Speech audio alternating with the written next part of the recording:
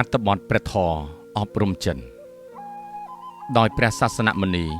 មហាកម្មដ្ឋានណាចារ្យៈហឹមប៊ុនធឿនធម្មធេរោអវាទទី18ឱកាសបុណ្យចូលឆ្នាំចូលមកដល់ហើយកូនចៅប្រុសស្រីត្រូវបំពេញតួនាទីបណ្ដុះគុណធម៌ឲ្យបានល្អតាមផ្លូវកាយវាចាចិត្តដើម្បីធ្វើនៅគ្រឿងសក្ការៈបូជាគោរពរាប់អាននិងទំនុកបំរុងបច្ច័យ4ចិញ្ចឹមបីបាច់ថែរក្សាឲ្យបានត្រឹមត្រូវប្រកបដោយកតញ្ញូតាធម៌ចំពោះមាតាបិតាដែលជាទេវតាដើមរបស់កូនគ្រប់រូបកតញ្ញូតាធម៌របស់កូនចៅប្រុសស្រីពិតជានាំមកនៅលៀបដ៏សម្បើមដល់មាតាបិតាដូចជានាំមកនៅសេចក្តីចម្រើនជំនាយុយឺនយូររបស់មាតាបិតានាំមកនៅសេរីសួស្តីរបស់មាតាបិតា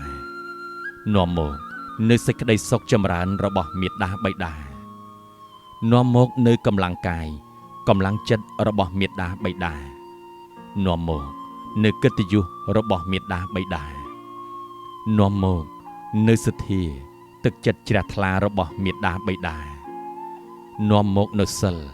សេចក្តីបរិសុទ្ធនៃកាយវាចារបស់មាតាបិតានាំមកនៅចាគៈការលះបង់មច្ឆរិយៈសេចក្តីកំណាញ់របស់មាតាបិតានាំមកនៅសតិបញ្ញាឆ្លៀសវៃ